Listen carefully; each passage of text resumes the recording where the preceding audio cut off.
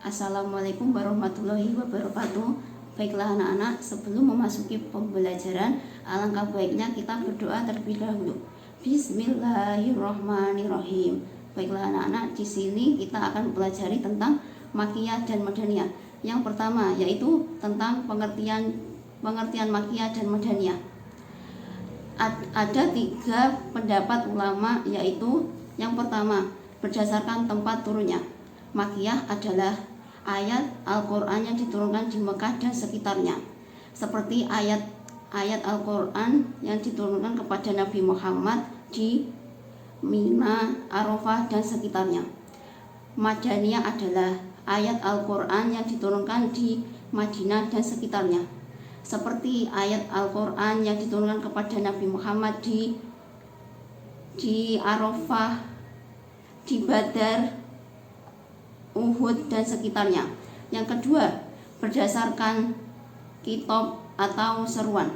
Madinah adalah ayat Al-Quran yang berisi tentang seruan terhadap penduduk Mekah. Madinah adalah ayat Al-Quran yang berisi tentang kitab atau seruan terhadap penduduk Madinah. Para ulama telah menyimpulkan bahwa ayat yang dimulai dengan ya ayyuhan nasu dikategorikan sebagai makiyah, sedangkan ayat yang diturunkan dimulai dengan ya ayyuhalladzina amanu dikategorikan sebagai makiyah. Yang ketiga, berdasarkan waktu. Makiyah adalah ayat Al-Quran yang diturunkan sebelum Nabi hijrah ke Madinah. Madaniyah adalah ayat Al-Quran yang diturunkan setelah Nabi hijrah ke Madinah. Yang kedua, kita akan membahas tentang karakteristik ayat makiyah. Pada surat-surat makiyah turun kisaran sekitar 12 tahun, 5 bulan, 13 hari, dimulai pada 17 Ramadan, 40 tahun usia Nabi. Para ulama telah meneliti surat-surat Makki dan Madani yang menerangkan ciri khas gaya bahasa dan persoalan yang telah dibicarakan. Adapun ketentuan makiyah adalah 1. Setiap surat di dalamnya mengandung sajadah. Kedua, setiap surat yang mengandung lafaz kalla. Ketiga, setiap surat mengandung seruan ya ayyuhan nasu dan tidak mengandung ya ayyuhalladzina amanu. Yang keempat, setiap surat mengandung kisah Nabi dan umat terdahulu. 5. Setiap surat mengandung kisah Adam dan Iblis. 6. Setiap surat dibuka dengan huruf-huruf lepas seperti alif lam ra, alif lam mim dan lain-lain. Adapun keistimewaan makiyah. 1. Ajakan tauhid dan beribadah kepada Allah. 2. Penetapan dasar-dasar ibadah dan muamalah. 3. Menyebutkan kisah Nabi dan umat terdahulu. 4. Suku katanya pendek.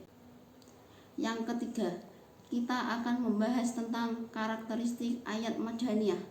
1. Setiap surat berisi kewajiban atau had. 2. Setiap surat di dalamnya termasuk orang-orang munafik. 3. Setiap surat di dalamnya terdapat dialog antara ahli kitab. Adapun keistimewaan madaniyah. 1. Al-Quran berbicara kepada masyarakat Islam Madinah yang berisi tentang penetapan hukum yang meliputi muamalah, ibadah, dan lain-lain. Yang kedua, seruan terhadap ahli kitab dari kalangan Yahudi dan Nasrani. 3. Di dalam sekelompok madaniyah ada orang-orang munafik. 4.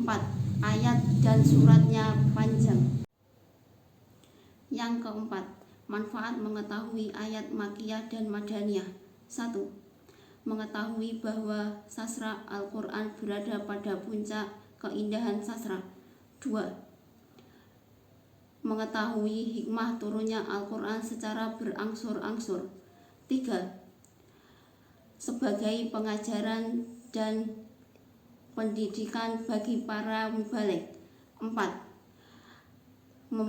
Membedakan antara nasik dan maksud. 5. Dijadikan alat bantu dalam menafsirkan ayat-ayat Al-Quran.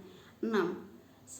Mengetahui sejarah kisah Nabi melalui ayat-ayat Al-Quran.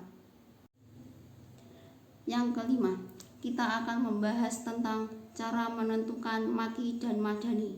Untuk menentukan maki dan madani ada 2 cara, yaitu 1. Simai nakli, yaitu didasarkan pada riwayat sahih para sahabat Nabi.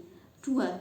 Qiyasi ijtihadi, yaitu didasarkan pada ciri-ciri maki dan madani. Yang keenam, pembagian surat maki dan madani. Yang pertama, nama surat makiyah berdasarkan urutan turunnya, yaitu ada surat Al-Alaq, Al-Qalam, Al-Muzammil, dan lain sebagainya. Yang kedua, nama surat madaniyah berdasarkan urutan turunnya, yaitu ada surat Al-Baqarah, Al-Anfal, Al-Imran, dan lain sebagainya.